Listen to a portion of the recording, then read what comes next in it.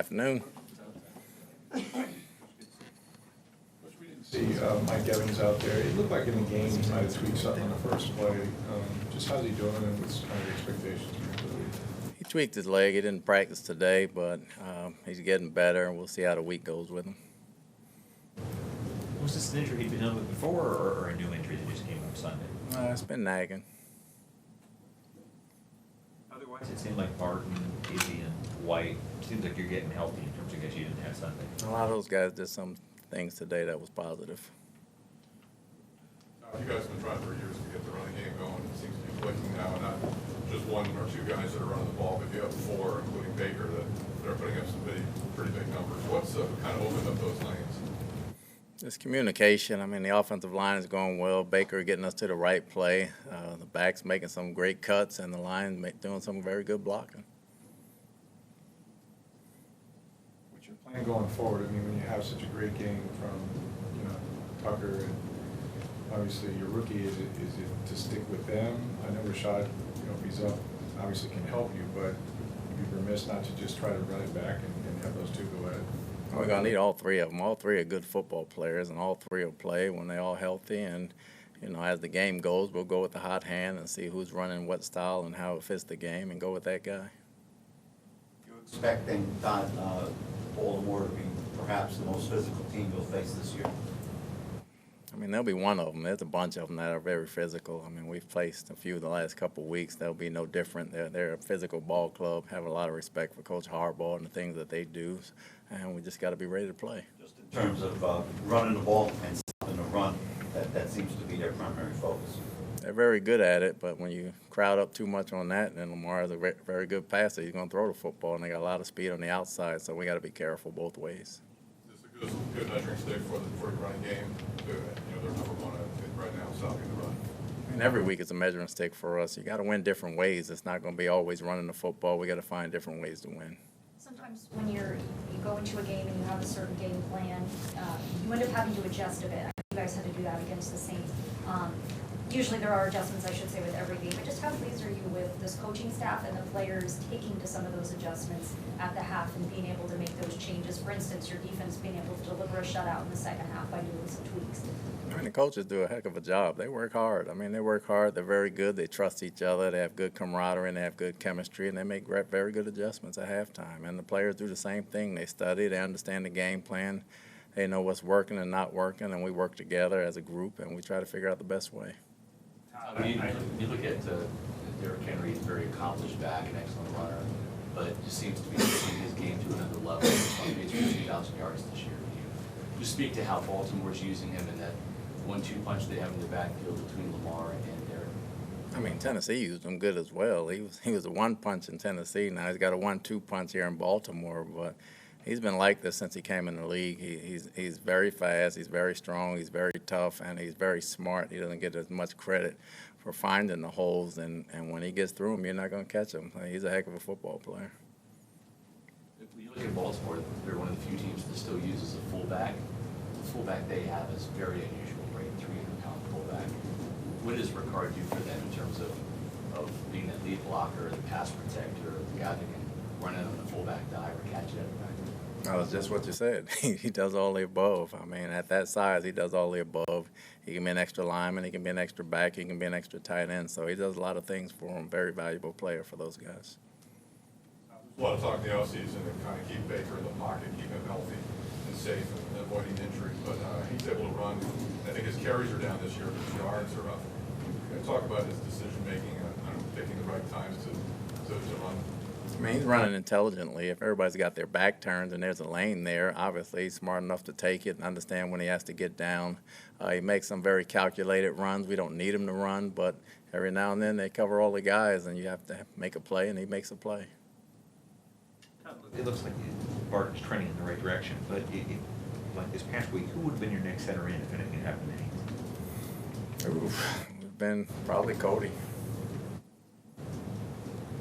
Todd, I think you're 10-4 since last year's tailspin midseason.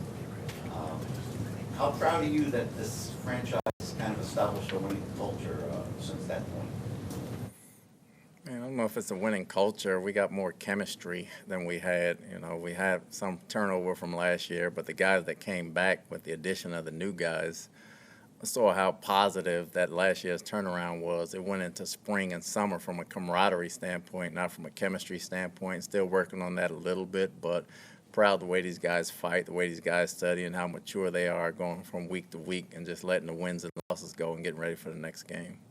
You speak to how valuable Sterling Shepard's been to be an older guy and wanting to play on the practice squad for a lot less money by this time, and just the impact that he's given you with these injuries to Trey Jalen. He's been very energetic. I mean, he got healthy. Once he got healthy and came up, he's been a spark plug ever since he's come up.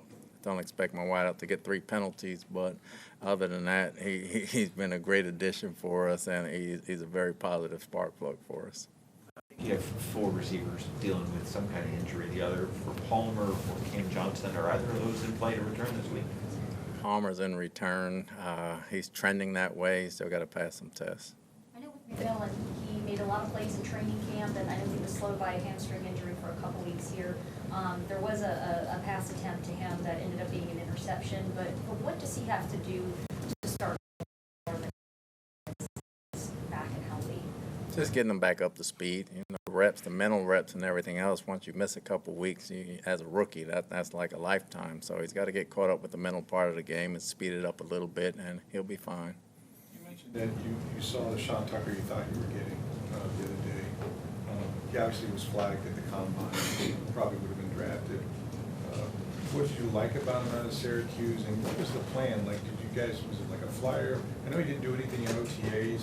I mean, were you just hoping he would get cleared from whatever condition they flagged him? It was a flyer, and it was kind of touch and go when we got him, just hoping he would get cleared. And if we thought he can clear, we had a heck of a football player.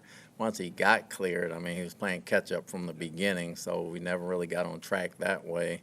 And he came back this year, and he had a full off season. He was fully healthy, and he did a lot of things we liked, and now you're kind of seeing it. The Glazer family donated another $1 million to support local nonprofits. Can you just talk a little bit about the impact of their relief efforts in the aftermath of Helene and Milton?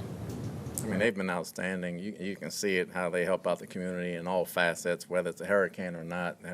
Milton and Helene, they've been doing an outstanding job getting the team and their families and their pets everywhere, getting them out of town, and just helping out in the community overall. They've been stellar and helping out and keeping a low profile. I don't think they get near as much credit for what they do to this city, and I think that's outstanding. Going off of that, Coach, this is the first game back home since all the hurricanes. Is there any added emotion when you guys step on the field come Monday night? That's yet to be determined. You know, hopefully a lot of people can come out to the game and support us, and it's going to be emotional just because it's the first one back, but I think we got to kind of put that aside and kind of go take care of business like we've been doing.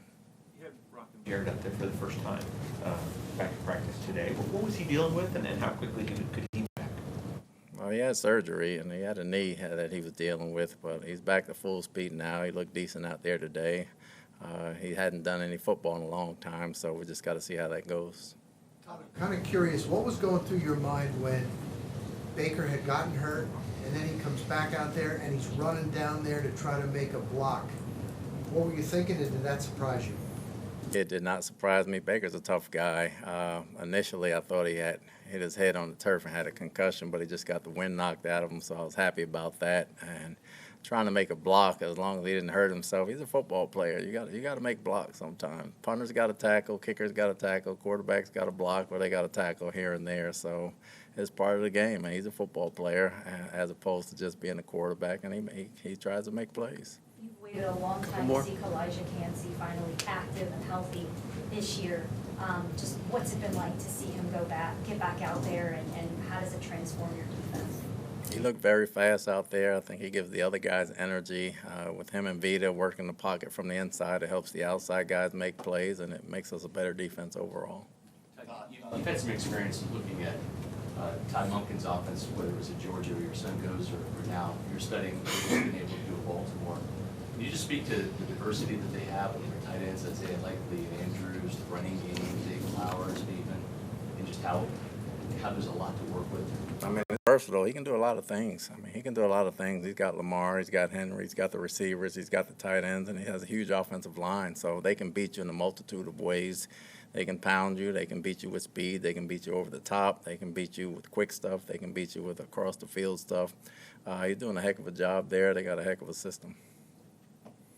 Todd, Mayfield's not Lamar Jackson, Jaden Daniels, Josh Allen. But have you been surprised since he's been here about his mobility within the pocket and running for some critical first downs? I'm surprised that he's mentioned in mobility with that category of group, that group that you just mentioned. He's not. Yeah, he's fourth, let's just say, behind those three guys. He's mobile enough to get the yards we need, and you don't have to be a fast quarterback to be a mobile quarterback. He understands the pocket. He understands when he has to run, and, he's great at that. There's something to that though, like, that even though he may not have the same athleticism as those guys, but the willpower, the grit, the tenacity, the refusal to be taken down, I mean, those do speak to certain character traits of Mayfield. Sounds like a Rocky movie.